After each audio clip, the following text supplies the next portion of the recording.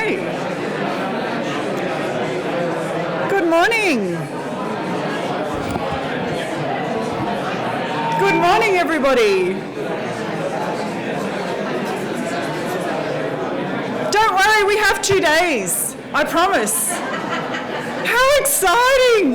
We're here, we're in person, we're together. So welcome, my name's Tamerlaine Beasley and I have the great privilege and honour of being your MC for the next 2 days. I'm founder and CEO of Beasley Intercultural and I'm also a board member of the Australia ASEAN Council with the Department of Foreign Affairs and Trade. And it's been a delight to work with the Australian Water Partnership over Recording in progress. Recording in progress.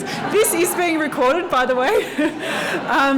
It's been a delight to be part of the AWP team since its inception, and it's just so important, the work you do.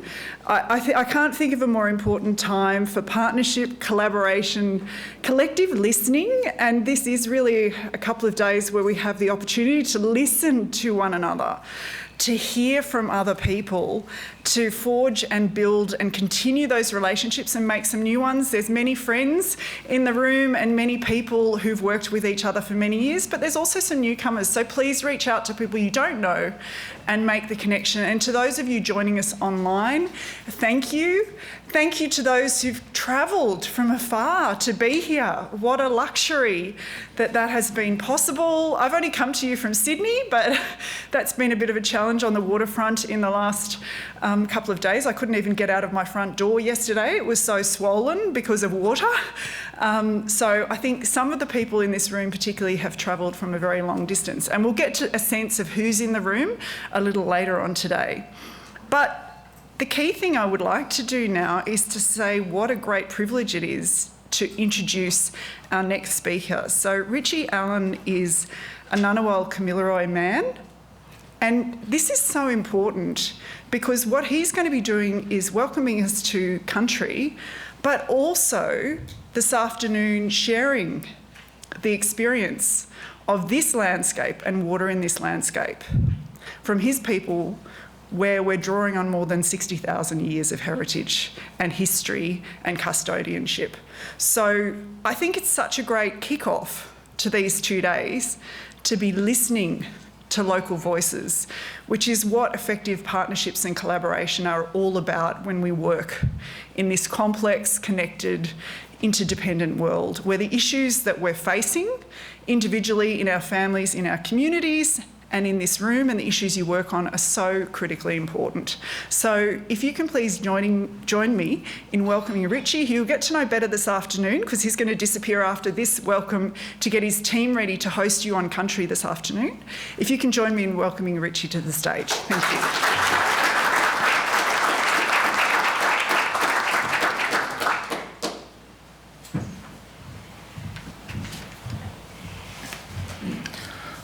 Awesome, thank you very much. And I'm honoured and privileged to be here today and give the welcome, but also give a little bit of a talk as well.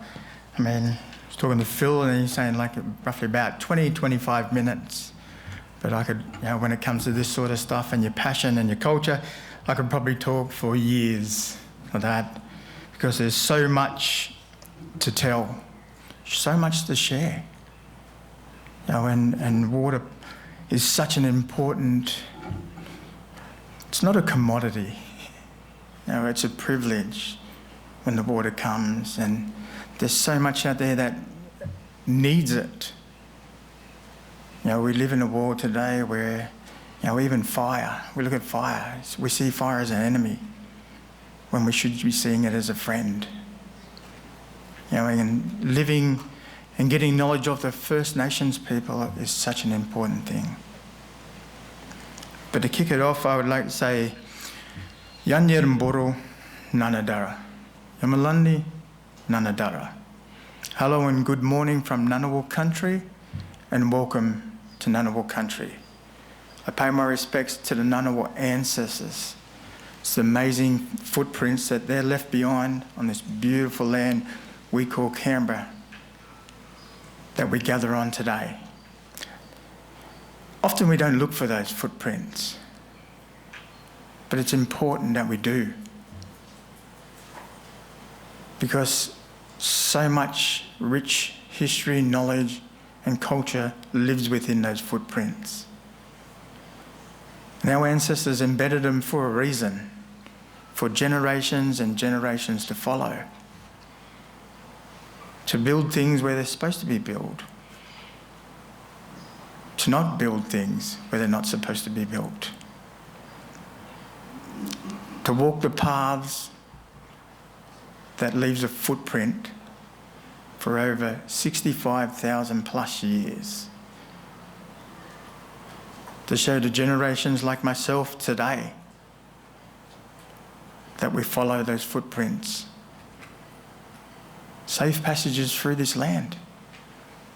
A lot of our main highways and that are built on the footprints of the Indigenous people, First Nations people of this country.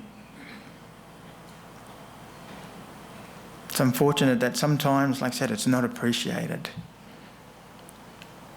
And that's what we're going to do this afternoon. We're going to show you through our lens, the Ngunnawal lens, that generations are still being practiced. Yes, we live in an urban area, but Ngunnawal culture is still being passed down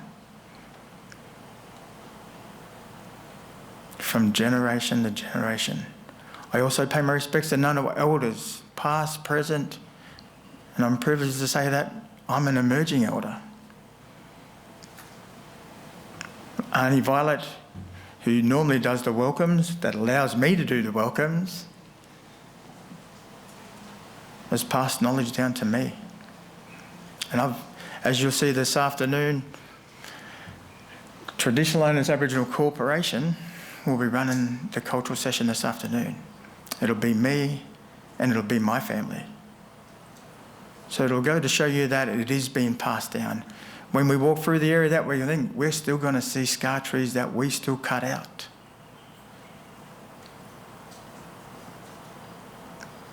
You're still going to see Ngunnawal culture being practiced. From basket weaving to talking about the bush medicine that sits on the ground that we walk past each day. I also pay my respects to the brothers and sisters that are here today as well, and thank them for the contribution that they make to their lives when they come into Ngunnawal Country, but also the land that they live and work upon each day as well. I also pay my respects to the other cultures. As we walk side by side in this journey that we want to call reconciliation, without you showing us the Western world, it would be hard for our people to move forward in a shared journey. But it's important we acknowledge that as well. Because when you live in two worlds, it is very hard. When your cultural world comes first, it's hard to step across. And there's so much stigma put on our culture that you've got to sit back and wonder, do we really fit in this world?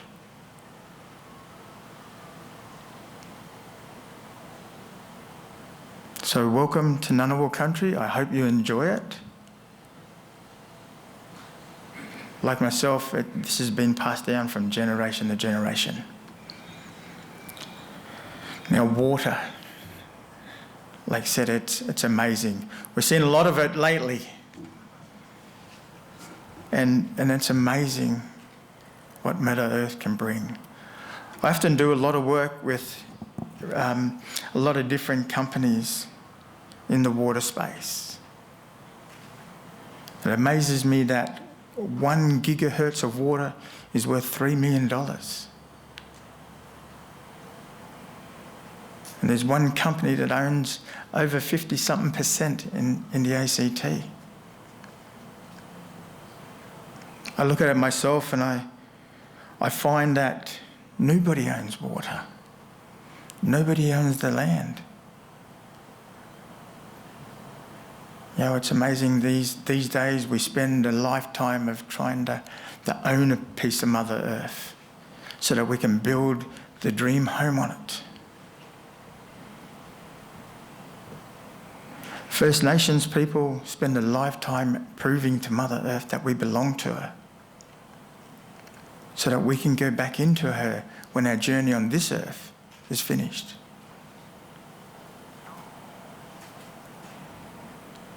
There's a difference. Belonging and owning. And it fathoms me why you want to own something. You know, the more assets we have, the better we look.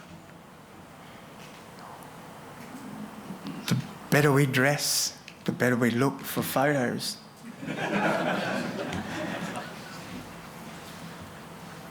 But as my mum always says, you can't take that with you. And the legacy we want to leave behind for the next generations, the generations and generations, is that we prove to Mother Earth that we belong here with her. We've treated her with respect, and she gave back what we need. You don't treat her with respect, and she'll give more than what you need, as we see today. Now, it's a partnership that is real. It's a partnership that we can't take for granted. It's a partnership that has been going for over 65,000 years. And the voices of the First Nations people of the areas where you live, work and walk upon each day, how many times have you connected to them? Heard the stories of what they've got to tell? I often get a lot of things put back to us for comment after it's already been done. For me, that's sad. Because, again, and I'll reiterate it on over and over again, Australia has the oldest civilization in the world.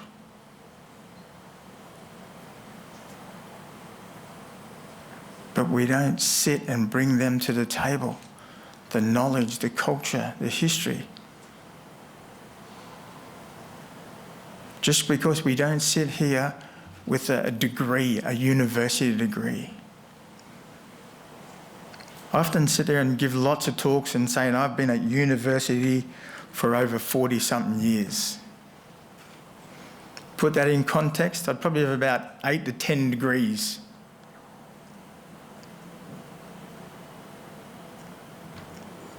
Imagine the money I'd be getting paid with that many degrees.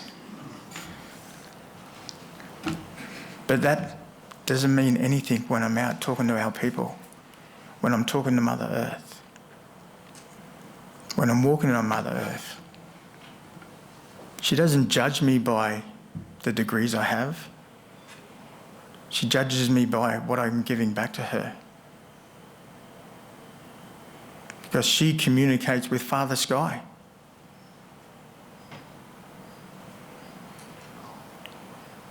So how many times, again, have you brought First Nations people to the table from the start? I think it's something to think about, and governments need to think about, to bring them to the table. Not because it's a duty, not because it's the ticker box, but it's to have real relationships with the First Nations people, but also the knowledge that they have. The knowledge with water.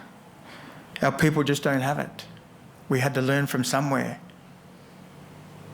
I often talk about the best scientists in the world.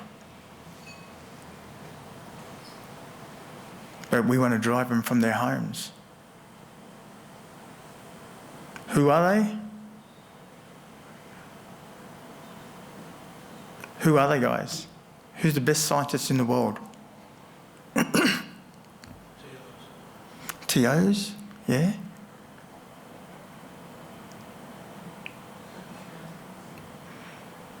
animals. Animals are the best scientists in the world. But yet, we don't see them as the best scientists in the world. Animals can go up to a plant and tell you how much poison's in that plant. Then the First Nations people studied the animals and their movements and their bodies to teach us the knowledge of what plants we can eat.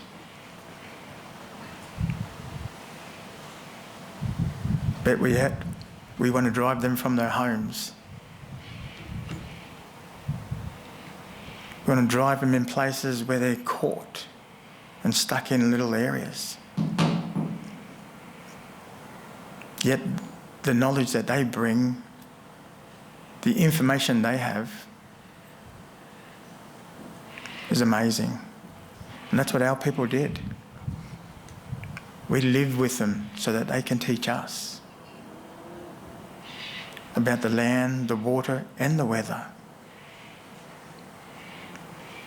If you ever get a chance, or if you have read, a lot of Indigenous authors, and one that comes to mind is, Uncle Bruce Pascoe, and the work that he's done to debunk a lot of myths that was out there about our culture. He used terminology that's in a Western world and took information and did his own research of what the Europeans said when they came here. He didn't do it. They wrote it. And he took that information. So much there that we are still to learn. So much there that we need to make a priority to learn. We have 500 different languages here in Australia, Indigenous languages. And I'm going to put this to you, not to embarrass, but to challenge you. Raise your hand if you know how to say hello in one of the First Nation languages. Raise your hand.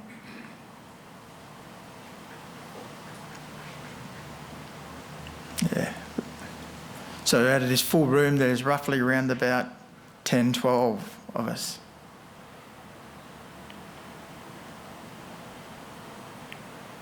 But yet, and remember I said 500 different languages. Is that a priority in people's business? To link with First Nations people? And it's a challenge to you to get out and bring them to the table. See what they get to know about water. It'll actually surprise you what the knowledge that they do hold within there. They mightn't share it at the first time because you've got to build that trust, that respect, that you want to learn.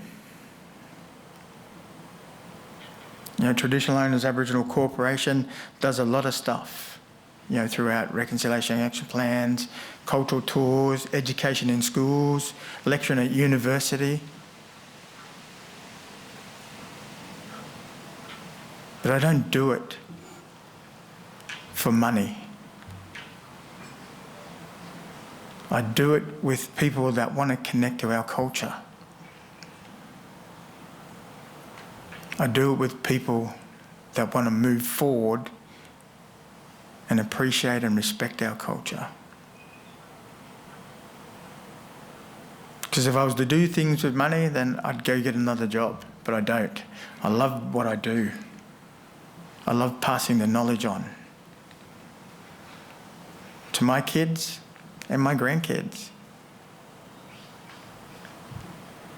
It's who we are as people. We open our hearts and we want to share. We want to be also heard. Land management plans. And I've said this to the Royal Fire Service too. Like, how can you manage something that you don't understand? you have no knowledge of. And a lot of it comes from people doing a lot of research. But as we've seen over the past month, a land management plan can only have one perspective. And the perspective that you want to have is the First Nations people's perspective first. Then build upon your knowledge and education there. Sit and listen to the stories of when they moved through the land.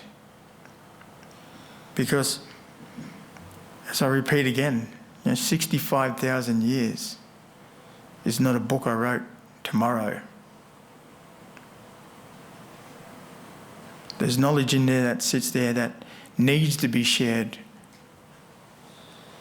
so all Australians can flourish and thrive and live a happy life. I'll wrap up by saying today, listen to the landscape. The landscape talks every day. Water talks every day. The landscape, as Mother Earth, has so many messages. Often we're caught in four walls a lot. And from the four walls of our work, we go home to our house in the four walls. We need to get out of those four walls and start listening to what's being said. And then we'll understand what's being said and how we connect to it. And how we can connect to it for the future of generations, for the future of all Australians. That's how we move forward. That's how two worlds become one. In the words of the Ngunnawal people, Yamalandi Nanadara Jan Yara, welcome to Ngunnawal Country. Thank you very much.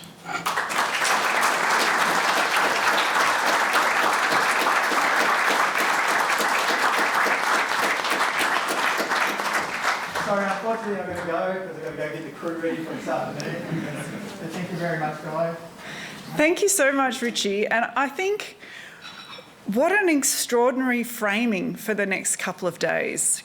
So emphasising the principles of humility, of listening to what was there before you arrived, of the importance of building relationships of trust, demonstrating respect for context and responding to context in partnership with other people, and other people who are often quite different to you or may come from different backgrounds, and drawing on and collaborating with the collective wisdom around you. So thank you so much, Richie. It's my great pleasure now to welcome Sarah Ransom to the stage. All of the bios, by the way, are in your packs. Sorry, in your pack you'll have a link to an online hub where all of the bios are. So when I'm introducing people over the next couple of days, I'm not going to read their extensive biographies because that would pretty much take the entire duration of the program. We have some extraordinary people in this room. So I'm hoping you will look them up. I'll share with you how to do that later on. I'll do some more housekeeping later on in the program. But in the short term, I'd like to welcome Sarah Ransom, who is the General Manager of Australian Water Partnership. Thank you, Sarah.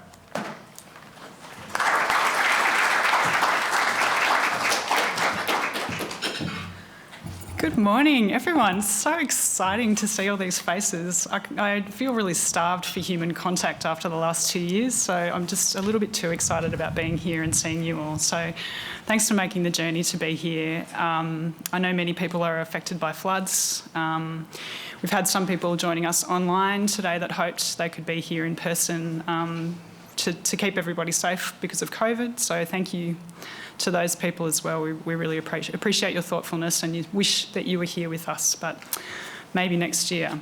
I won't talk too much because you're going to hear further from me through the program, but now I'd just like to welcome Jamie Isbister to do his introduction. Richie spoke really eloquently about the importance of partnership, and one of our big partnerships that we have within AWP is a partnership that we have with DFAT. So We're really happy to be able to welcome Jamie. Thank you for making the time to come here and open our workshop for us. Jamie's the Ambassador for the Environment for Australia. He's a Senior Career Officer in the Department of Foreign Affairs and Trade and was most recently First Assistant Secretary in the Humanitarian Non-Government Organisations and Partnerships Division. He's previously served overseas as Minister Counsellor in the Australian High Commission in Pretoria. I'll welcome you now, Jamie, to open our workshop. Thank you.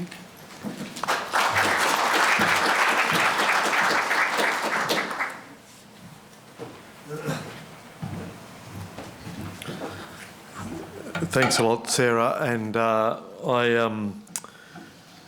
want to say what a privilege it was to hear Richie, and what a challenge in so many ways that he put forward to us all in different ways to sort of think about how we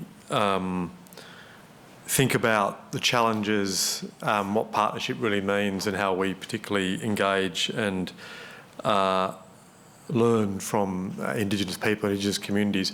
I want to also begin by just acknowledging the traditional landowners, the Ngunnawal people, and elders past, present and future, and also pay my respects to Aboriginal and Torres Strait Islander people who are here with us today.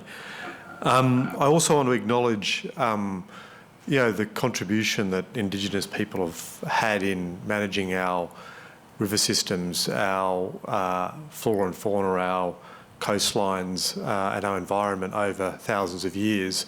And I think, as Richie flagged, one of the things that I've had the privilege and continue to learn a lot in this role is realising how critical Indigenous knowledge is in dealing with and addressing some of the many challenges we're facing from climate change today, particularly as we deal with challenges around drying lands, of floods, and understanding what that's going to mean for how we engage, respect and manage the challenges coming forward at us. I was recently at Tidbinbilla seeing some of the work of Indigenous fire ranges there, particularly looking at and sharing knowledge around the fire management practices that Indigenous people have had over many years. And I think, as Richie flagged, we often look at fire and floods as, which they are, can be terrible, have terrible impacts on communities and lives, as we've seen or are seeing at the moment. But they are also gifts that, if we understand how their cycle and role in the environment, and that is so critical.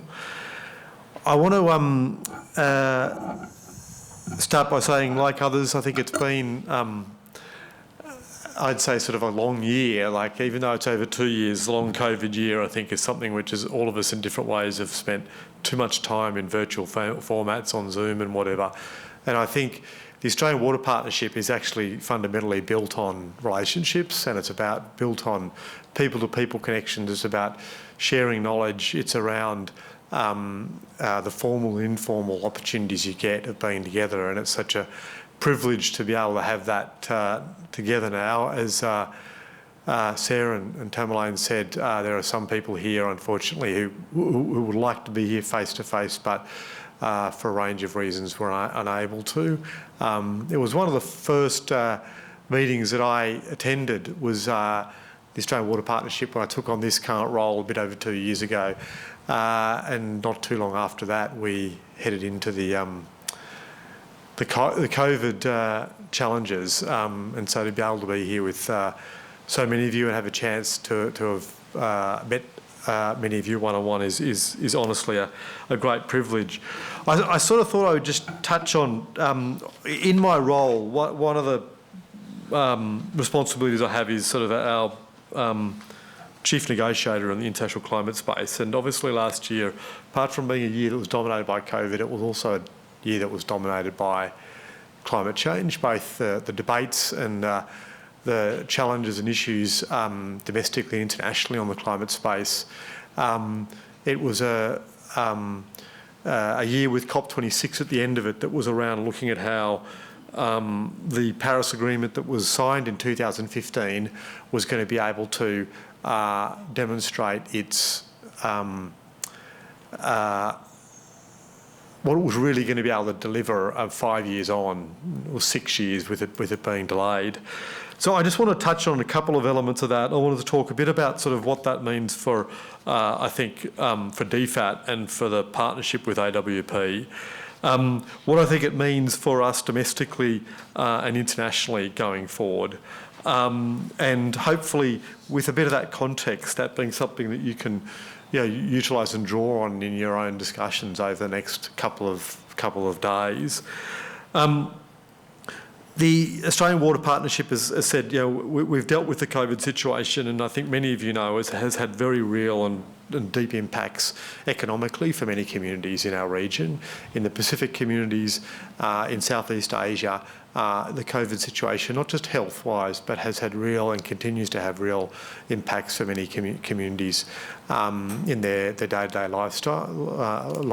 I think the AWP program is something which is key in terms of looking at how do we address and contribute to some of the water challenges that we get that communities are dealing with today. And so for us, the AWP, apart from looking at the issues of water security, the impacts of climate change, adaptation, resilience, is how it's also a central part of the economic recovery of so many communities in our region. And I know many people, hopefully as things open up, are going to be able to get the chance to, beyond the virtual engagements, be able to again connect very directly with communities and understand what those challenges are and how we can support and work with each other in the most effective ways possible. On climate change, as I mentioned, the big focus going into COP26 was a couple of things. One of them was around countries bringing new commitments around targets. There was pressure around countries bringing net zero commitments. I think all of you know that Australia went through a process of a lot of debate and a lot of work over the year, and the government announced a commitment to a 2050 net zero a target, which is critical in terms of how we now have a way for the private sector, civil society and governments to be able to know what's going to have to be done to achieve that. Coupled with that was also the focus around how that was going to be delivered, and particularly understanding what that's going to mean in terms of the shift into a clean energy future. And I think people are only really fully understanding just how huge that is going to be, both for Australia but for the region and globally. It's, as many of you know better than I do, it's not just around decarbonising the electricity sector. It's about turning nearly everything into electrons and then having the energy to be able to have those electrons be able to be generated from renewable clean energy futures. It has huge challenges in terms of what that's going to mean for communities, for businesses, and how we as Australia work with others is going to be a central part of that. It's going to be critical in terms of how if we as Australia are going to transition to a clean energy future, we have to do that in partnership with other countries, and it's going to have real challenges in relation to water issues. And how we understand the coming together of the transition to a clean energy future, what it means in terms of water security and water resource management is becoming an increasing focus, and was a very strong element of COP26. Connected to that is obviously the whole agenda around the role of markets, and I won't go into the whole issue of international carbon markets except to say that it already is, but it is going to be an absolutely central part of the next decade of climate action. And there are real risks and opportunities with international carbon markets mechanisms, including on what it means for land and what it means for water. Increasingly, as people look at finding offsets that they can be able to generate, potentially sell, it's going to have opportunities in terms of how that can generate and invest in marine coastlines, river systems, blue carbon efforts, but it's also going to come with real risks in terms of the way that those offsets can sometimes result in very poor land management practices in terms of impacting on biodiversity and particularly impacting on our coastlines. And so it's a space where increasingly I think the international community, but Australia is going to be looking at how we work with our Pacific partners, Southeast Asian partners and here in Australia to understand that issue and develop the systems and architectures to be able to take that forward. So it's a space which I think as the AWP partnership goes forward, as it looks at issues around water security, water resource management, the challenge as well around health and sanitation, it's also going to, and we're going to be challenging it to be thinking how it's also going to play an increasing role in the whole adaptation resilience, but also the net zero future, and particularly some of the elements around market mechanisms. Australia announced that we would establish the Indo-Pacific Carbon Offset Scheme, which will mean us working with a range of countries across Southeast Asia and the Pacific to establish the architecture for that mechanism to occur. And again, as I said, it needs to be developed in a way which is going to incentivise the right types of practices and actions, including in the environment water sector, as it is going to need to be in the renewables, forestry management and other spaces. The Ipcc report, which came out early last week, I think highlighted just how quickly the climate is changing, the impacts that we know we're going to be facing with a 1.5 degree world, but increasingly the risks we face with a 2 degree plus world if we aren't able to collectively meet the commitments and under the Paris Agreement. And I emphasise that because, again, the Ipcc report, one of the things that's critical on that is the summary for policymakers, the element of looking at what out of that, I think 4,000 page report is really going to be critical to drive the thinking of governments, local, national, state governments, civil society and businesses. And I think, again, the AWP, I think, has a role because of the network of wealth in there to be giving us not just the policy challenges and approaches, but how the AWP network and the partners that are part of that can be assets to government in how we address and deal with the recommendations and the proposals that are coming out of that report. We've got the third working group report coming out in the next month or two, and then the final report will come out in August, September. And I think, again, is going to be a space where we're going to be wanting to engage very directly with a range of stakeholders about how we collectively try and look at what's come out of that and what it means for government and what it means for our development partners going forward. COP26 was also very focused on climate financing, and it was around increasingly the view and challenges that countries had around, yes, we need to get a net zero future, but we're already very directly dealing with the impacts of climate change. And how are we going to be able to have not just the partnerships, but the resources and financing to be able to deal with those impacts? A lot of work was put into what Australia was going to be able to bring to that commitment. Australia doubled our climate financing commitment to $2 billion a year over the next 5 years.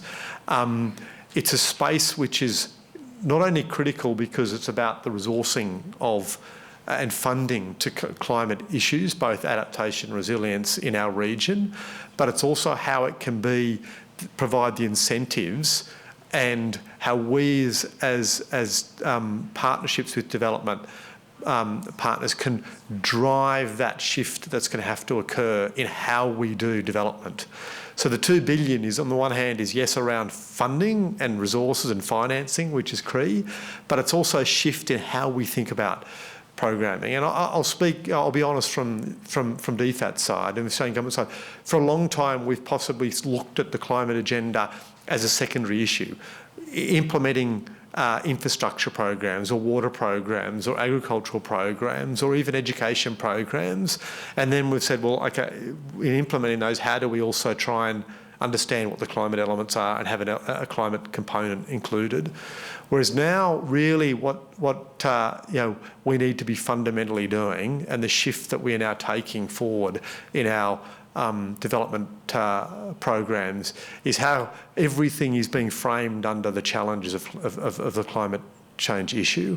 So again, and many of you I know have been working on these issues for many years, for us to now have the policy framework, to have a new climate change strategy that is that requires our development partners, our embassies, our desks to be framing any development program in the context of climate, around the infrastructure challenges that will come from the climate, around the water investments, the education approaches, what that means in terms of both education, basic education at the school level right through to our tertiary scholarships and short course awards, gives a licence to us now to drive that in a much more proactive and direct way. And I see many of you as being assets on that going forward. One of the things that we took going into COP26 was the launch of a climate short course awards program. We, because of COVID, had to deliver it virtually. In partnership with ANU, we did a number of short course awards on integrating renewables into the grid. It's one of the big issues that many countries in Southeast Asia are now facing. As you know, we know domestically here in Australia, it has been and it is increasingly a critical issue about how we ensure that with the amount of renewables coming in, we can manage that into our grid system. Well, in Indonesia, in Thailand, in Laos, you know, how they are now developing the systems to allow their hydro, to allow their renewables, and their firming capabilities to be able to do that is becoming a key part of that. So we delivered a short course award. Again, we acknowledge the partnership with ANU, but we are now wanting to roll them out in terms of adaptation, resilience, water resource management in a changing climate. We want to do it on a range of different emerging technologies. And these short course awards are elements we've been speaking to AWP on. And frankly, our want is to say, how do we bring in the expertise that many of you have to be part of delivering that practical training and courses to private sector and governments in the region. And the benefits of the short course awards is they're both focused on delivering an academic element, but also a very practical exposure to the industry side of it, both in terms of what Australia's done well and what we've done badly in this space. And I think on both fronts we've got plenty of stories to say on that side of things. Just in the last few minutes, I wanted to touch on, I guess, where we go on leading into COP27 and what I sort of see as the big focuses for the international community going forward. COP27 is going to be hosted by Egypt. It's going to be a COP that is going to obviously continue to have a strong focus on countries bringing greater ambition on their commitments and targets, but it's going to be very much framed with a focus on adaptation. It's going to be the adaptation COP, is what Egypt has announced. And there's a number of reasons for that. One of them is because of obviously the increasing reality that what we're dealing with today and how internationally we need to give both a greater focus to that, but a greater understanding about how international collaboration on climate adaptation is going to be key in the next decade. Secondly, because Africa, as an African COP, it is the biggest focus for many countries in Africa. It's not exclusively. Many of our small island states, many of our partners in our region obviously have got a very strong focus on climate adaptation. But I think what is going to be a focus going into Egypt is going to be beyond the languages of adaptation, beyond the languages of greater financing, is really how can civil society, how can governments, how can business develop the models and the approaches that are going to be able to help and incentivise the approaches we're going to need to deal with those challenges today. I think the current issues we're facing on much of the southeast coast of Australia today, with the realisation of what climate is going to have on many communities, both from drought and floods, I think is already magnifying that debate in a way which is going to be going forward into Egypt and COP27 in a very direct and strong way. So for us, we're going to be having a number of stakeholder outreach engagements over the coming months. we're going to be doing that right through up until Egypt. And with that, I think what we're going to be trying to look for is not only what the Australian government is doing and what we want to be hearing views on, but how can we profile the work and efforts of Australia as a whole. And the AWP and the networks that you have, we see as a central part of that. So I want to leave as a bit of a challenge there for how not only, yes, there'll be, as I know probably better than anybody, ongoing debates, pressures, expectations for what government will do and what commitments will be made as we go into another COP.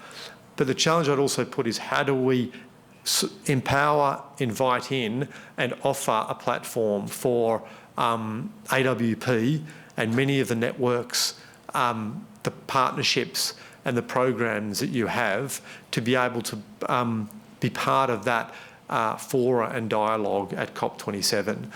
COPs are no longer, frankly, about climate negotiations. Most of the negotiations have been done. The framework's been agreed, the rule book was finalised in Glasgow. Yes, there's ongoing elements that need to be worked through. It's now fundamentally about implementation.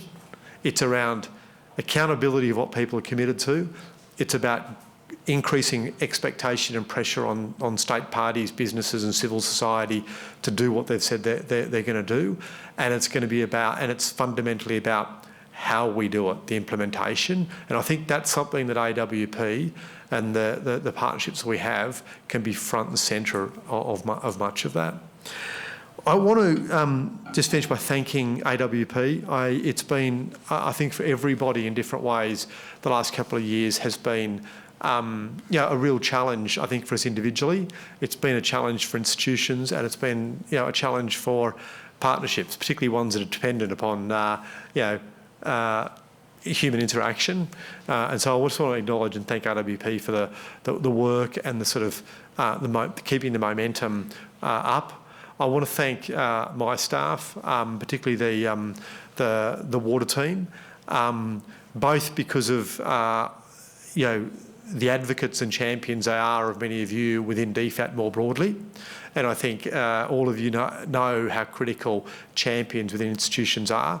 So I want to particularly acknowledge the team and the work that they do every day.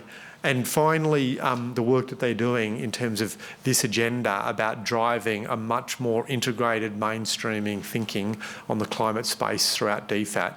We can have strategies, we can have new policies and commitments on things, but as we know, in any institution, if you're not then looking at that tireless and constant reframing and rethinking and challenging of the system, you can spend a lot of time spinning wheels, and I think the work that the team's done on that is great credit. But a lot of what they draw on from the AWP has been critical to that. So look, thank you again. I wish you all the best over the next 2 days. I have to say it's fantastic that you're taking the time and the opportunity to see and look at the perspective and experience of Indigenous Ngunnawal people here.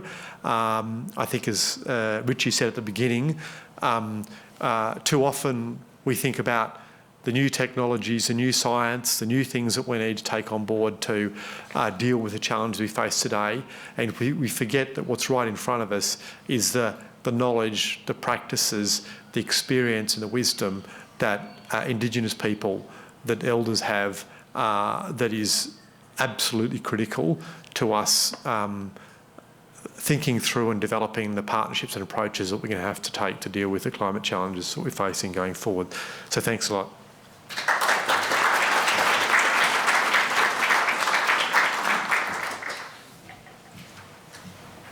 Thank you so much, Jamie. And I think you can rely on the friends and colleagues in this room in terms of advocating an integrated approach and tireless, constant reframing of the issues. So looking forward to continuing that conversation and agreeing totally. It has been a challenging past couple of years. And as you highlighted, international collaboration is really at the heart of addressing some of these big challenges, and what AWP is doing is so important in that space. So thank you. Next, we're going to hear from Michael Wilson, who is the CEO of eWater, and up until recently the former CEO of, well, was the CEO until recently of Australian Water Partnership. Over to you, Michael. Thank you.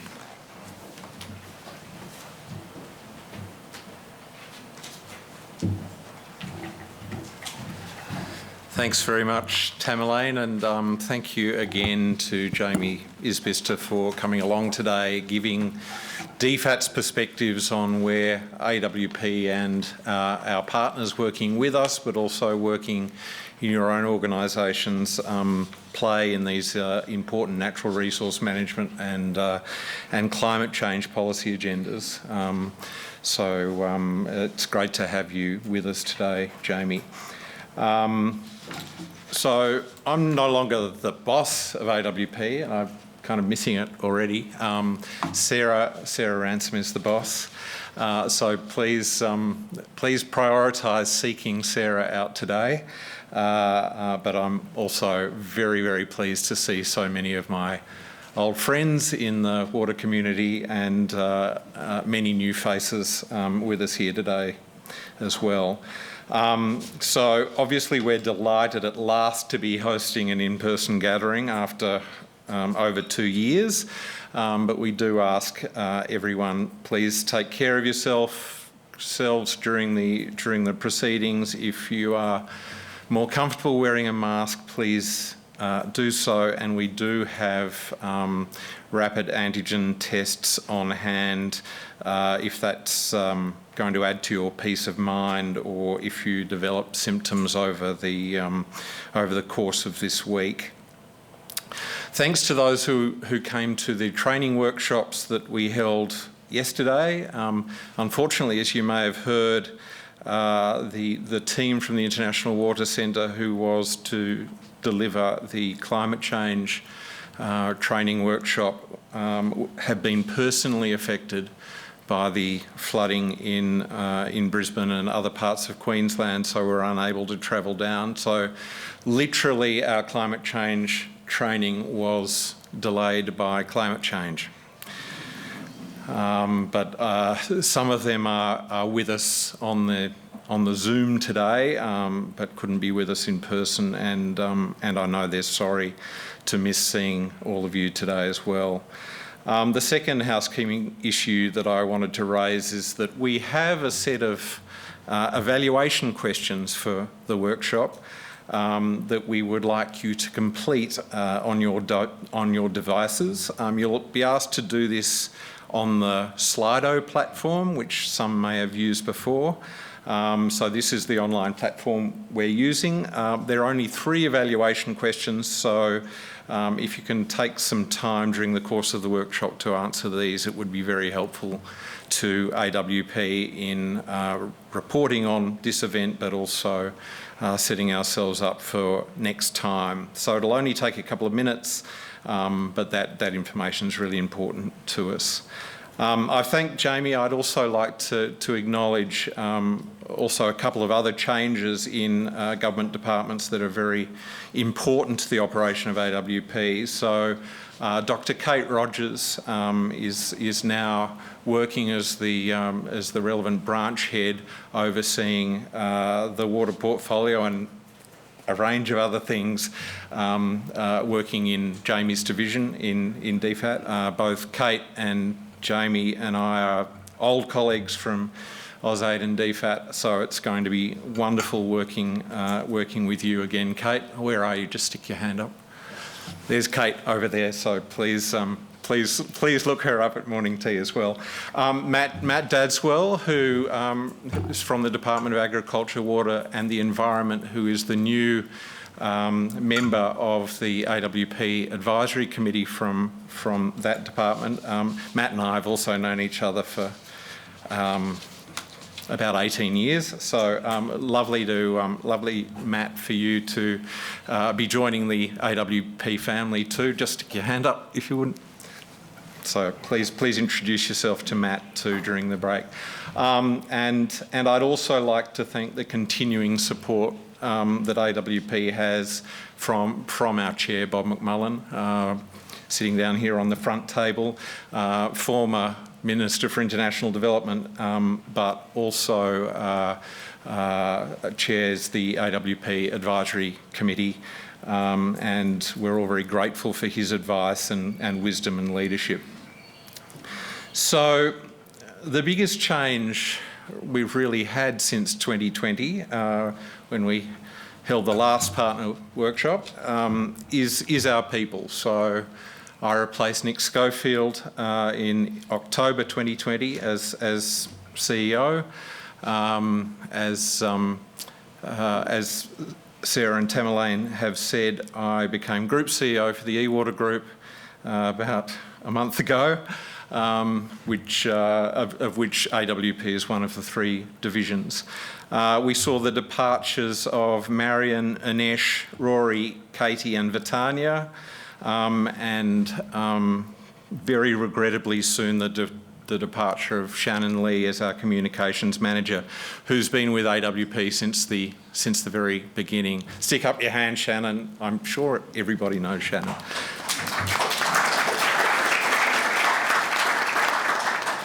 So much of what AWP is today is down to Shannon's vision on how we should appear out in our community, how we should work with our partners and how we work with government.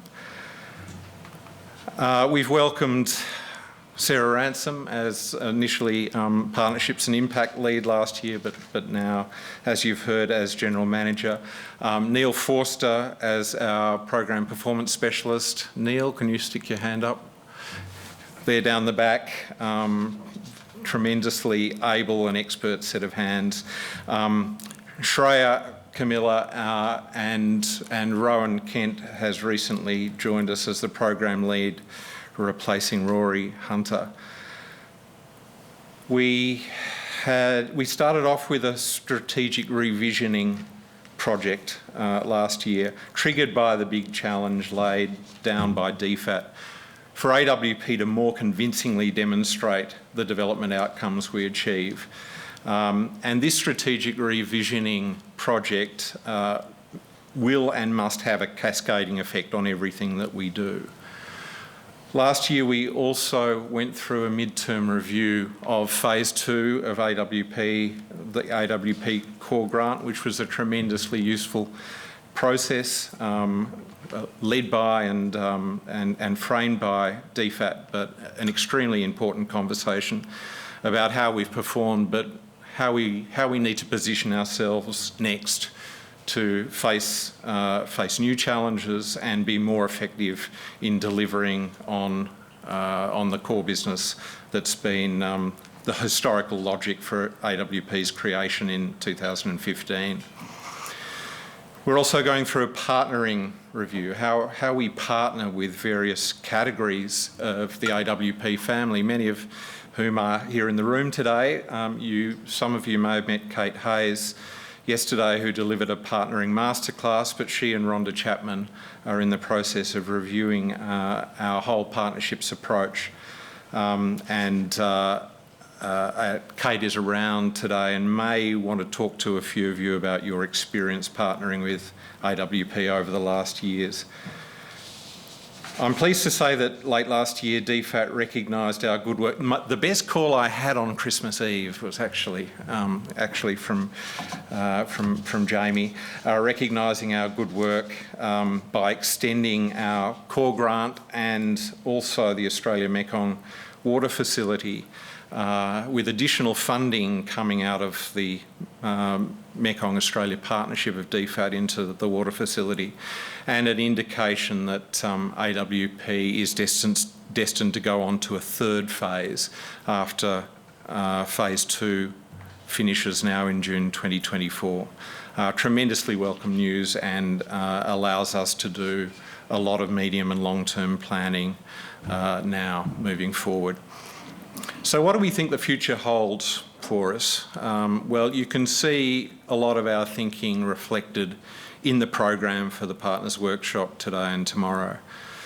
as you've heard very clearly from Jamie, climate change and water security and the nexus between the two, including assisting Australia's engagement in COP27 and future UN Framework for Climate Change conferences. The water, food, energy nexus, central to the very important and very large funding announcement made by the government in the Mekong the year before last. Partnerships, as I've said, looking at how to make the partnership work more effectively, more genuinely in partnership, but also to tap into, I think, probably the category of our partners that are most important but that perhaps we've focused least on, which is in-country partners in the developing countries where we're working. Greater development impact, but proportional with our resources, expectations and way of working. And as I said, highlighting voices from the region. And in our keynotes and panels over the next couple of days, it just highlights how much we've missed our international partners and the ability for them to visit us in Australia and for us to visit them in both the Pacific and in Asia. But you'll be hearing from them in the course of the program.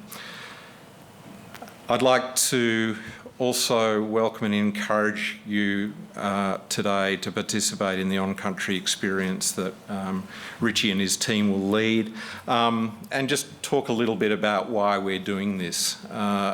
It's really an effort to build connections with our Indigenous water colleagues. It's part of the Australian story, and visitors to Canberra, I hope, will get a lot out of hearing from our Ngunnawal traditional owners about this land that we all walk on.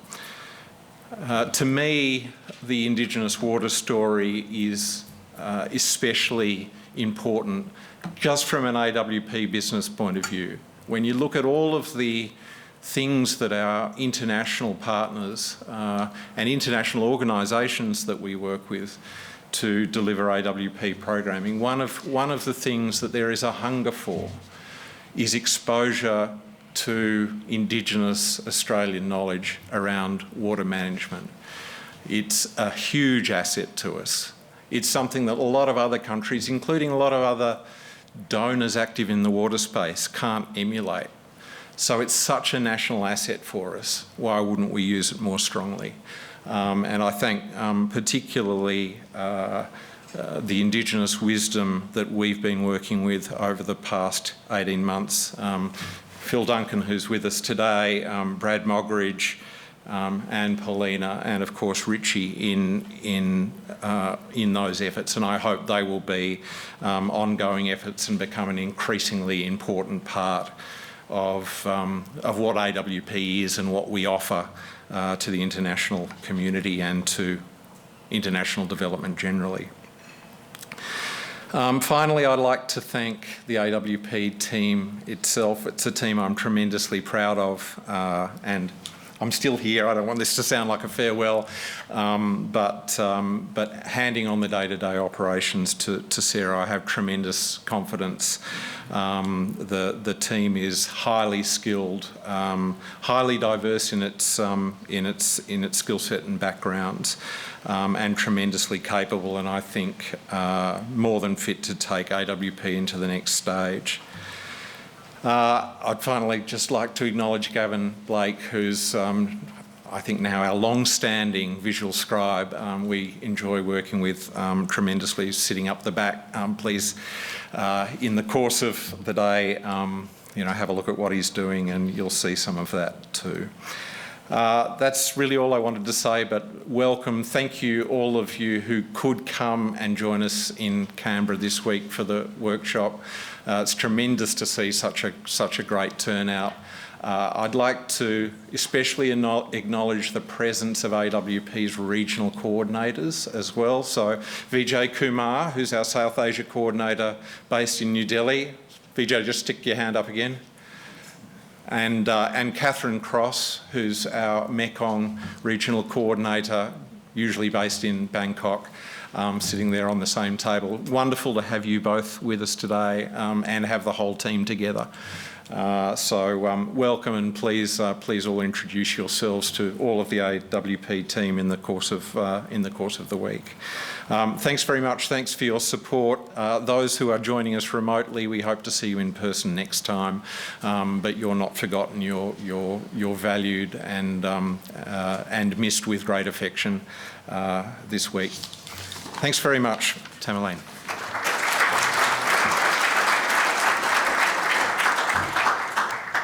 Thank you so much, Michael, and thank you and farewell for now to the people who are joining us online. So thank you to those of you who are joining us from afar. So, Recording stopped. Okay. Okay, now we can all relax. All right, so my job now is to just cover a bit of general housekeeping for the next couple of days and help you navigate the space and what we're going to be doing and introduce you all to each other and help you understand who's here. So first of all, in your packs, you should have a single printout which has a scannable what are they called? QR code, which we're also good at using now, which is a connection to the online hub. So the online hub is where you will find everything you need. And if you can't find it there, the beautiful thing is you have people in the room who can help you. So please ask any of the AWP team if you require any assistance. So that online hub, if everyone can please pull out their phones, please don't look at anything else on your phone. I'd ask you to just look at the online hub and then put it away. It's so sticky, isn't it? That's the problem with getting a screen out. So on that online hub, you should find bios. You'll also find all the links to the Slido interactive activities, questions. We're going to do a Slido in a moment, so that will all be there. So that's pretty much the online hub. If you have any challenges, ask someone else at your table. Guaranteed there's someone there who's a QR code expert. This afternoon, as we've mentioned, there's going to be an on-country experience. Just one quick tip, if you're not wearing shoes that are good for walking, it's not going to be a huge walk, but just particularly if you're wearing heels, it might be a good idea to swap your shoes. We've given you a little bit of time to do that. So the bus will be leaving though. If you can please be in the bus at 2:15. So afternoon tea, please don't go and seek caffeine. Afternoon tea, snacks and food will be provided when you get there.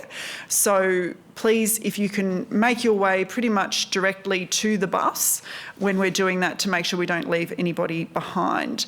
Gavin has been briefly introduced, but Gavin Blake is our visual scribe. And for those of you who've participated in some of AWP's events in the last year, 2 years maybe, you will have seen Gavin's extraordinary work. So he's basically visually summarising what's going on throughout the program. And the reveal of his first piece of work is at 8:30 a.m. tomorrow. So tonight you're going to have a lovely dinner together at Monster Bar.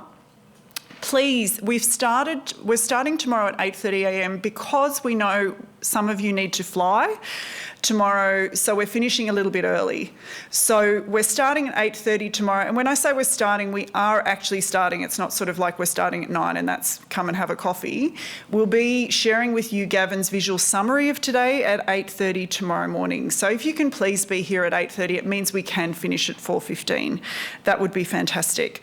The other thing just on housekeeping is we are really hoping that there's going to be some fantastic, rigorous, interesting conversations, and as we all know, particularly working in this region, often the most interesting conversations happen over coffee, prompted by something you might hear in this workshop.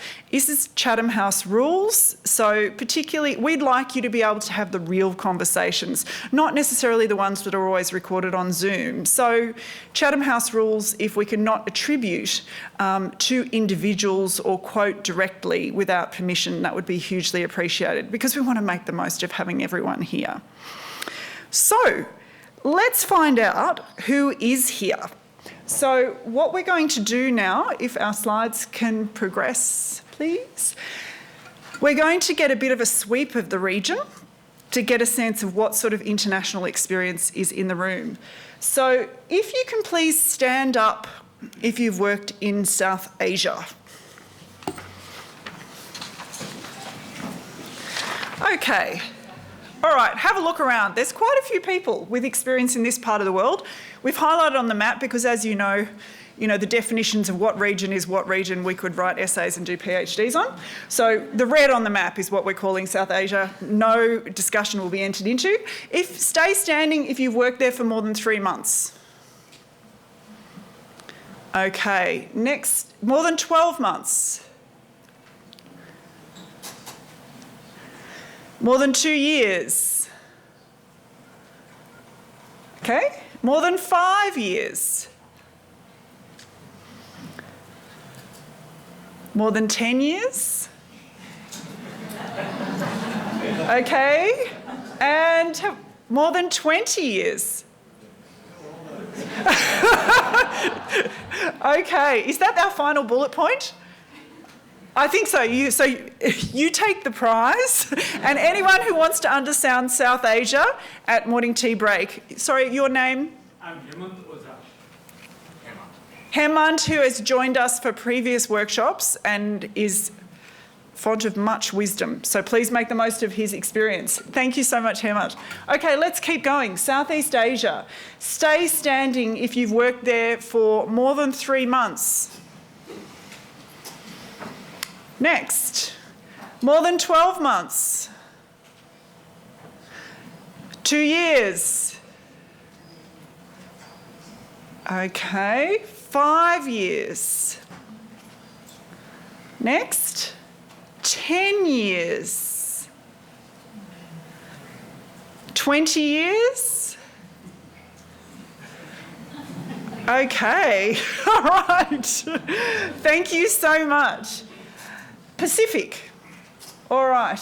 And unfortunately, the map kind of cuts out there, but I think there's a bit to the right on that one. All right. So let's start off. Pacific, we haven't got so many people. Come on, stand up if you've worked in the Pacific. More than 3 months, 12 months. 2 years. 5 years. Okay, 10 years. Okay. Thank you so much. All right, next slide. Sectors. Now, we've listed all the sectors, so you don't have to guess what the other ones are before I ask you to categorise yourself. Previous experience with AWP Partners Workshops is this caused much consternation and debate. We tried to refine these categories, and these are categories used in the AWP survey and in other parts of AWP work. Again, debate will not be entered into at this point because I've learned from experience we can't resolve this on the spot. So just the one that most closely fits your experience would be really helpful. So I'm going to bold them, and if you can please stand up if you work in the private sector. So I'm standing on this one. Okay. And I'll let you pick 2 categories if you really want to. Okay, so can you please take a seat? An NGO. And some people wear multiple hats, so we will let you tick multiple boxes. Okay, thank you. Educational institution, however you define that, great. And next is federal government. Jamie, yes. Great, thank you. Next we have state government. Okay. And next, association. Okay, next, utilities. Oh, welcome. In terms of the diversity of our experience, you're the person who should be in great demand. Okay, not-for-profit. Okay, thank you. Please take a seat. I'm not going to ask if I've missed anybody. All right. I'm going to be a bit cheeky. Sorry, people who put the slides together, because I think there's one other question I'd like to ask is, can I get everybody to stand up for starters? I want to see how far we have physically travelled to be here today, and we're not talking about pyjamas waist down and walking to our study, as many of us have been for the last couple of years.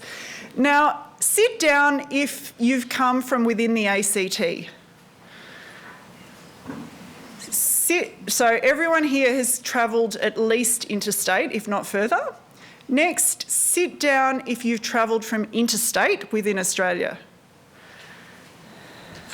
Okay, so I think we've got so few people standing up. You can tell us where you've come from. So Catherine, you came from Bangkok? Bangkok. Bangkok? Bangkok, yeah. And sorry, can you introduce yourself? I'm from the United Nations Food and Agriculture Organisation, regional office in Bangkok. Great. India. Fantastic. Welcome. Isn't it wonderful that we can actually almost, it's still a bit hard, but travel. All right. Thank you so much. If we can have the next slide. Next slide. Okay, we're going to test you out to see if you have followed those QR codes. Let's see if you can make it work. On that online hub, you should be able to follow a link. And the link says AWP Partnership, I believe. Is that right? Lucia? Yes? Great. So what are you hoping to get out of being here? And what we're going to do is live aggregate and project whatever you say. So please be honest, and we'll have a look at what everyone says.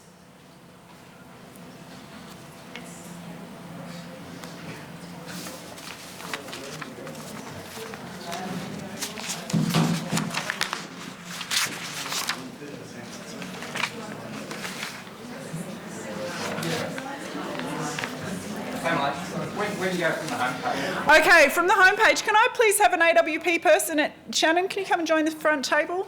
Anyone else, yell out if you need help. There's Lucia, if you can. Awesome. Shannon. Can you just stand to a mic, Shannon?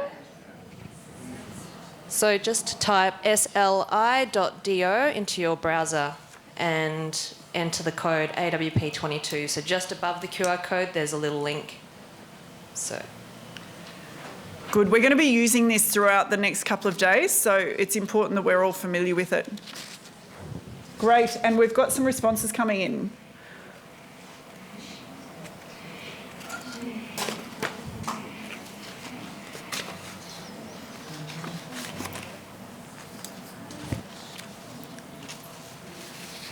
Once you're on the page, just click on AWP Partnership as the room. So just on your printout, sli.do as a URL.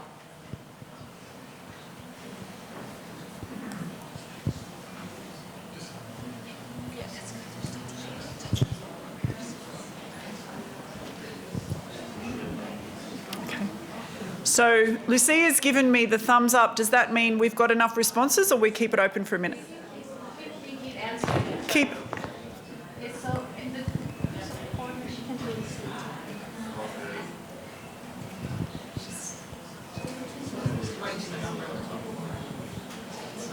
Oh, there we go, 46 responses so far.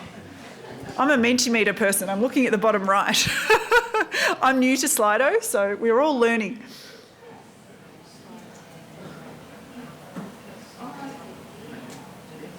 Okay, 47, 49.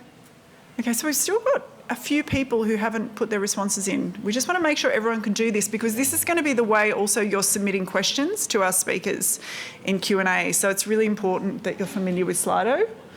Sorry, just clarify, you can get there via slido.com as well. So you can access from two ways, is that right? You can. It's just the URL, slido.com, but Okay. the short one is slide.do, but slido.com is probably simpler. Okay, so we have 54 people responded now. Anyone who can't get in, please ask the question, because it is a really important thing for the next couple of days. Okay, 56, we're getting up there. Do we have another question, or this is the one? Great. Okay. 57, all right. People still look busy on their phones, hopefully not responding to text messages. All right.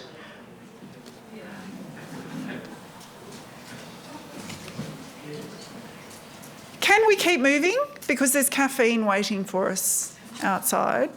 So, we're about to have a brief video message from the FAO, from the UN. So if everyone can please pay attention to this, and after that we will have coffee. So I'll... Hi everyone, my name is Louise Whiting. I work at FAO, which is a specialised agency of the UN. We focus on food security and agriculture